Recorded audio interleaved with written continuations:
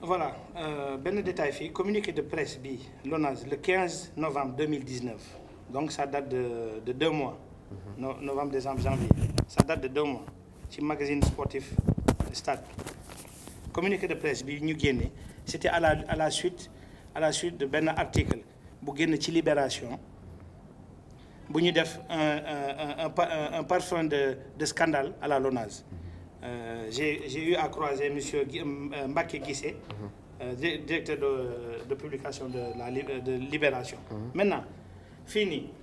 foog ma indi woon ay clarification fii nii yoo xam ne dañu ne communiqué de presse à la suite d'informations véhiculées par une certaine presse faisant état d'un supposé problème de paiement d'un ticket gagnant au paris sportif. Ñu ni les faits évoqués datent de novembre 2018.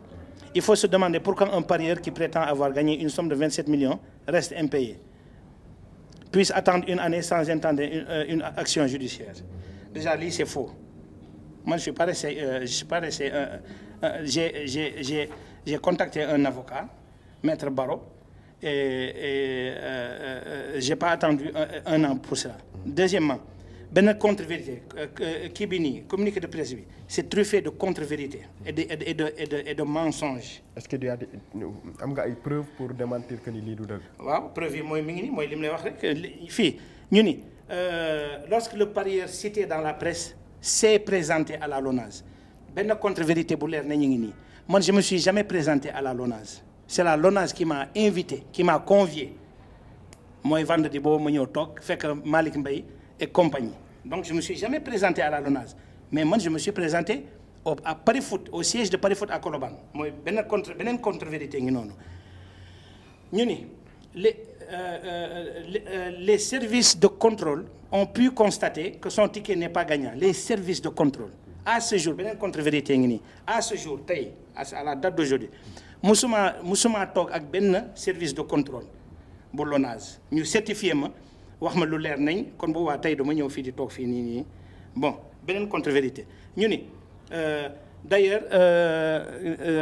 au regard du règlement de Paris Foot il est important de noter que toutes les preuves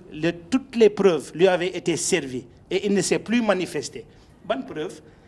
fii beneen contre-vérité ngi nii beneen mensonge ngi beneen fen ngi nii joxuñu ma preuve de dañ ma ne on s'excuse, vous avez joué, il y a eu erreur sur la numérotation des listes. Ba pare proposé nañ la 2 millions. Ba pare proposé ma 2 millions mais léegi fii nii ci communiqué de presse bi lu tax ñoom waxuñu ci ne ñoom il y a eu erreur sur la numérotation des listes qu'on a joué sur la mauvaise liste waxuñu ko fi beneen contre-vérité ñeenteelu contre-vérité bi mooy fi may tëjee mooy ñu ni il y a prescription au fait. Voilà, une action alors que les procédures de la LONASE exigent le paiement des gains dans un délai d'1 semaine au plus tard.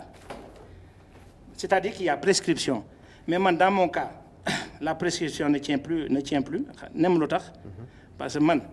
bi ñuy joué le jeudi 8 novembre, le lendemain 9 novembre, on s'est présenté à Colobane pour empocher notre cagnotte. Donc il y a fii moom mënuñu ma wax ne prescription. C'est-à-dire ñoom li ñu wax fi ni prescription de 1 semaine c'est-à-dire tey nii yow boo joué woon loto wala pari foot nga gagné présenté woo pendant 1 semaine xaalis bi day dugaat ci seen.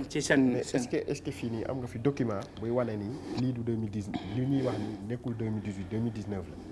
est-ce que ces documents yi c'est mentionné 2019. ban document. document yi nga yor fii document yi nii. non j'ai pas compris la question. parce que ñoom fii nii communiqué bi. waaw dañ ne yow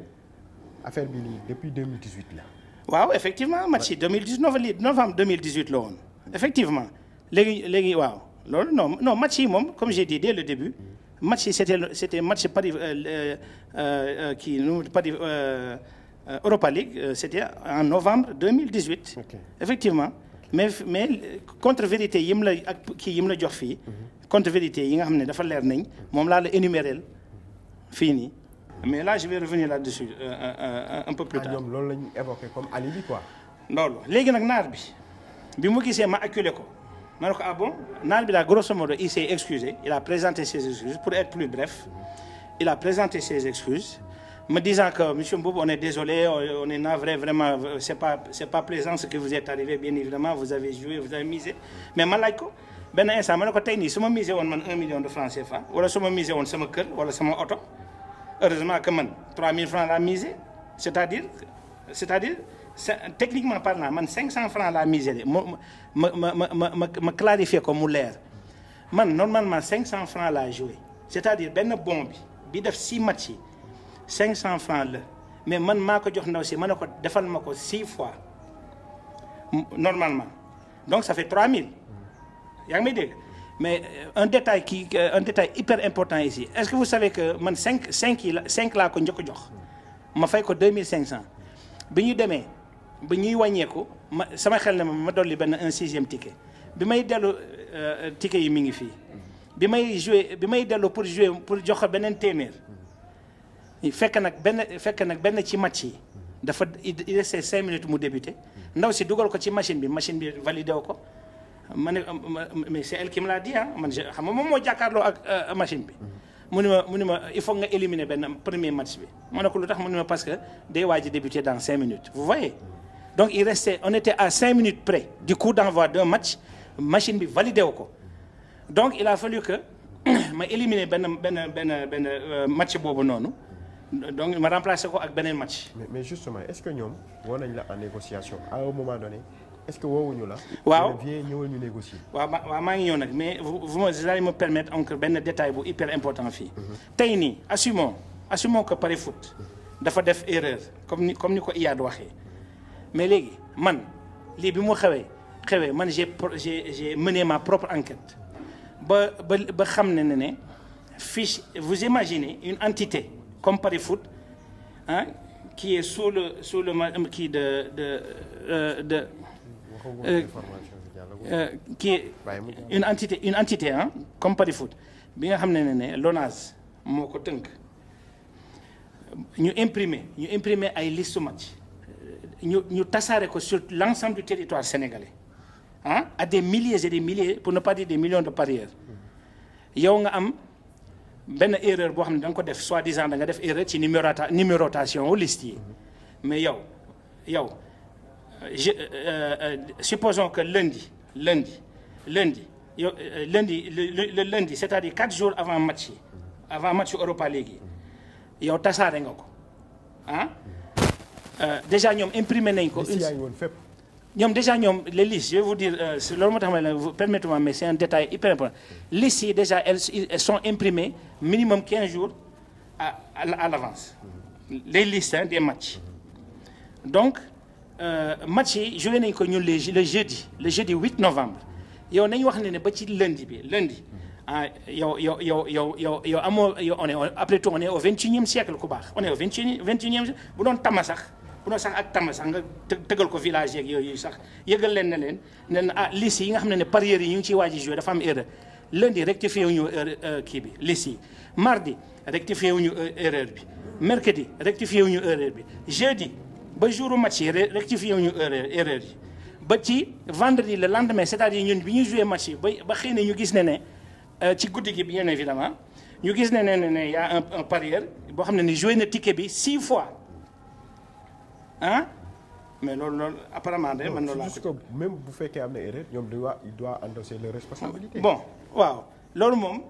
jusqu'à preuve du contraire. di nga xam ne muy. mais bon léegi bi ñu paree ci Iyad. avant may tëj ci Iyad. Iyad dafa ma proposer à un moment donné. bi ma ko nee ma ne ko ok mais léegi monsieur Iyad je reconnais que j'accepte vos excuses. maintenant si j'avais misé 1 million ou sama kër ou une voiture par exemple su doon man gros parieur laa wala leen ma ne ko loolu mën na nekk ma ne ko léegi nag kon damay perte rek mu daal di Iyad daal di tourner daal di xool DJ la ñàkk daal di ne alors DJ ça se passe comment on rembourse ou on rembourse pas waa ji DJ ne ko non donc ça veut dire que man heureusement que 3000 francs laa joué comprendre nga que joué wu ma 1 milliard wala 1 million wala 500 000 wala bon loolu su weesoo bi mu xawee ruus nag mu daal di dugal loxo bi ci poche bi nii mu ne ma bon écoutez monsieur Mboup bon c'est pas grave moi je suis prêt à vous rembourser et en contrepartie vous me donnez les tickets ma daal di ree ma ne ko mais monsieur Yade ma ne ko mais attendez vous dites que les tickets sont non gagnants donc amatuñu benn valeur passez-moi l'expression mais dama ko ne mais papier toilette sax moo ëpp valeur seen tickets yi puisque vous dites que les tickets sont supposés être non gagnants mais maintenant vous voulez me rembourser et vous me demandez ma ne ko non mais laissez-moi les tickets mu ni ma non donc c'est sur ça qu'on a quitté joxuma ko récupéré ma sama 3000 joxuma ko ticket yi bien évidemment bi ñu jógee foofu noonu c'était le vendredi ñu toog le lendemain samedi ma dem RFM ma dem TFM je suis parti à la TFM j'ai vu Ndoye Bane en personne le lendemain bi ñu ko interpellé Ndoye Bane daal di ma laaj jël téléphone bi man ak Pape ñoo àndoon Ndoye Bane daal di ma laaj ñu expliqué ko en 5 minutes mu daal di jël téléphone bi interview na en 5 minutes daal di coupé mu ni ñu Mboup ak Pape mu ne ma instant yi nii may leen ma quelques jours une semaine je vais vous revenir mu ne ma man l'ONAS je reprends les propos de Ndoye Bane man je suis ici et je cite des noms li may wax ni c'est pas de la fiction c'est pas de l'utopie Ndoye Bane ci boppam moo ma ne l'ONAS ils n'en sont pas à leur premier coup d'essai yaa ngi dégg mu ne ma nag bàyyi leen ma ak ñoom dinaa leen contacter maintenant su dee woowuñ ñu leen vous me revenirez vous allez me revenir ñu ne ko d'accord Ndoye Bane ñu jógee foofu noonu ci samedi bi laa lay wax de ñu toog dimanche lundi mardi mercredi sama téléphone sonne sama portable man et je vois le numéro de Iyad le Libanais le directeur et je lui fais un coucou au passage parce que man au fait je suis de mère marocaine sama yaay marocaine la bon deretu naar moo ñu séq nañ ko quoi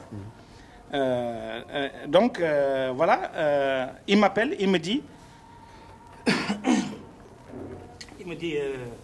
oui Khaye il m'appelle Khaye en arabe ce qui veut dire mon frère comme ça hein? Oui Khaye s'il dit comment tu vas après les salutations d'usage mu ni ma bon écoutez après votre passage ici j'ai transmis à mes collègues de la LONASE ils veulent vous rencontrer pour qu'on trouve un consensus ma ne ko mais avec plaisir Iyad. Le directeur moo la ko wax. waaw directeur Iyad c'est Iyad qui m'a appelé. si le mercredi. samedi la ñu nekkoon ci Ndoye Bane. ñu toog dimanche lundi mardi mercredi. Iyad woo ma sama portable. mu jox ma rendez-vous le surlendemain c'est-à-dire vendredi. donc su ma juumalee puisque on a joué le 8 le jeudi 8 le lendemain le vendredi 9 novembre 2018 je parle. Donc vendredi c'était le 9 10 11 12 13 14 15 donc su ma juumalee vendredi le 16 moo doon le 16 novembre ma présenté au Iyad ne ma à 9h du matin le vendredi à 9h je me présente à la LONASE ma ne ko fan mooy LONASE mu ni ma 6S non Pape sax moo tontu Pape mu ni ma doomu ndey xam naa fan la ci ginnaaw foire bi la. Donc, le surlendemain, vendredi, je me suis présenté à la LONASE et heureusement que je ne m'y suis pas présenté seul. Dama ànd ak sama beneen doomu ndey sama voisin bu tudd Papa Issa moo ma dawal c'est lui qui m'a conduit on est rentré dans son véhicule on est parti à la LONASE on était 3 lui Papa Issa ak Bira bi ma cité sànq bi nekkoon ak man ci naar bi mais bi ñu eggee ci bunt bi vu qu'on était 3 bon il a préféré dire que je vais vous attendre dans le véhicule il nous attend dans le véhicule on s'est présenté ci vigile bi ma ne vigile bi au siège de la LONASE je précise ma ne vigile bi j'ai rendez-vous avec Iyad man instant yooyu Iyad rek laa xam de xaw ma Masamba xaw ma Mademba donc le vigile il prend le téléphone il appelle et une minute plus tard ou 2 minutes plus tard il nous remet des badges à moi et à Issa donc ñu traversé benn parking daal di dugg bi ñu duggee ci bunt bi il y avait un portique un détecteur de métaux à l'image des aéroports on nous a dépouillé de tout montre téléphone clé lépp on nous a dépouillé de tout même suñuy portable bon bref man nag xaw ma nag ndax LONASE ku fa ñëw ku fa présenté wu dañuy nangu sa portable ak loolu nag xamuma ci dara ndax xaw ma nag ndax ñun kii boobu noonu traitement de faveur boobu entre guillemets xëy na ñun man lañ ko préparé loolu jusqu'à preuve du contraire xamuma ci dara mais on nous a dépouillé de tout au rez-de-chaussée ñu yéeg premier étage bi ñu yéegee premier étage j'ai vu une secrétaire là ma ne ko c'est Mboup rek mu ni ma entrez, le bureau à côté. Moi et Issa, j'ouvre la porte d'un bureau, je vois à ma gauche, ci pupitre bi derrière un bureau, un monsieur que je ne connaissais pas à cet instant-là. En face, je reconnais Iyad, le Libanais. De notre côté, il y avait 2 messieurs. Donc, ils étaient 4. Et après les salutations d'usage, bon, je m'attends ni ci bureau bi ni à ma gauche. Et puis, il y avait Iyad, comme yo ni nga jàkkaarloog man, ni la jàkkaarloog man, ba pare ndekete ki nekkoon à gauche, je cite, Malik Mbaye, directeur de communication de la LONASE. En face de moi, il y avait Iyad, le Libanais, le directeur commercial de Paris Foot. À sa gauche, donc à ma droite, à sa gauche, il y avait le secrétaire général de la LONASE, Mamadou Gueye. Et plus loin, il y avait un monsieur, je crois que Diop le Santon, un monsieur de teint clair. Wow. Genre Pelio, non, genre qui, voilà, de teint clair, élancé. Et je pense que c'était un job. Et il y avait moi et il y avait Issa Mbaye qui m'a andal. Ça m'a donné mon day. Donc, après les salutations d'usage, donc il y a M. Malik Mbaye qui ouvre les débats. Bon, voilà, M. Mboup, ben, je vous remercie vraiment de vous être déplacé et tout. Bon, voilà, il paraît que vous avez rencontré Iyad, vous avez été de passage dans ses bureaux à Koloban. Voilà, mais Iyad nous a transmis. Bon, vraiment, effectivement, comme il vous a expliqué, il y a eu erreur sur la numérotation. Vous avez joué sur une mauvaise liste. Vous avez joué sur la mauvaise liste. Nous argumenté. Bah pareil, grosso modo, après, nous nous bon, moi tamit, bien j'ai argumenté. À un moment donné, ça, un détail, à un moment donné, je me suis dit, mon Malik Mbaye, je me suis instant, je me suis insinuer, sous-entendre que man dañoo tricher. Pour nag mu leer sama nopp ma laaj ko ma interrompre ko ma ne ko monsieur Mbaye permettez-moi de vous interrompre ma ne ko insinuez-vous par là que dañoo tricher rek mu daal di ma xool mu marqué un temps d'arrêt ba pare mu ni ma oui barke Seydina Mohamed bi ma waxee oui nag ma ne ko vous confirmez hein. Oui, tout à fait, M. Mboup. Oui, parce que vous deviez savoir que c'était une mauvaise liste. Déjà encore un détail. Vous me rappelez au léegi détail dans le détail. Est-ce que vous savez Paris Foot, fi ma ko joué man joué Paris Foot xawma ci jaaykatu jën yi de wala jaaykatu légumes. Man Paris Foot laa ko joué. Ce sont les machines de Paris Foot qui ont validé. Tout à l'heure lan laa leen waxoon naa leen ne bi may dem di jouer 6e ticket bi may dem di ko jouer pour dolli ko du machine bi daf ko rejeté ngir lan parce que dafa amoon benn match boo xam ne on était à 5 minutes du coup d'envoi je répète mais machine bi validé wu ko mais ba ndaw si ne ma match bi mënoo ko jouer foog nga kii ko. mais àggaleen les grands. Voilà léegi nag pour revenir ci bi ma ko waxee ndax vous insinuez que j'ai triché ba mu confirmer ah. Bi me confirmer, mon cher, c'est comment votre nom? Sakho. Hein? Sakho. Voilà, mon cher Sakho. Instant yo non nak dama seuss. Bi ma traité de tricheur, ma jóg. Yalla xam na né bi ma jógee dama jóg rek jël sama mallette. Hein? J'avais une petite mallette là en cuir, un sac, un cartable. Ma jël ko man dama doon génn. Mais gis nga bi ma jógee ba taxaw. Malik Mbaye rek moo jógul naar bi tamit jógul Iyad mais Mamadou Gueye secrétaire général bi ak job boobu Issa tamit jógul ki ma àndal moom mi ngi toog mais ñoom ñaar ñoo ñëw fekk si ma ñëw daw si jàpp ma ci sama mbagg di ma non monsieur Mboup non jàpp ci tey la ajuma xam nga tey la ajuma jàpp ci ay mbokk jullit la ñu dugg na fii génn di wax ma ne leen teggi leen ma seen loxo avec tout le respect que je vous dois kii amatuma lu may wax ak moom parce que il m'a instant dama ciy wax sax léegi maa ngi nit di ci revenir sama xol la ngi jóg donc il a voulu me faire passer pour un tricheur yaa ngi dégg ñu ni ma non monsieur Mboup non c'est un malentendu jàpp ci rek dugg na fi ma bés sama xol ma toog bi ma toogee instant bi ma toogee maa ngi rappelé wu il y avait un réfrigérateur ah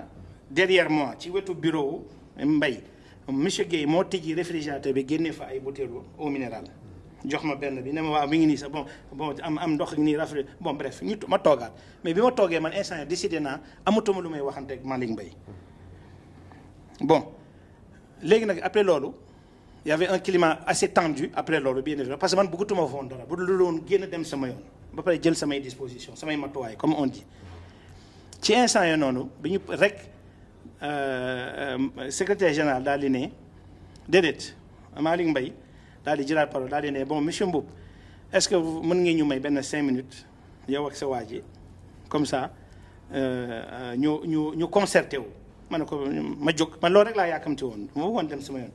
ñu génn bi ñu génnee 5 minutes après ñu ñëwaat woowaat ñu taxaw ci couloir bi maa ak Issa Mbaye ñu woowaat ñu bi ñu ñëwee ñu ñëw toogaat Malick Mbaye reprend la parole ah bon voilà monsieur Mboup vraiment on s'excuse vraiment encore une fois bon ak tension beeg yooyu noonu mais bon nii mais léegi après concertation dañ la bëggoon proposer 2 millions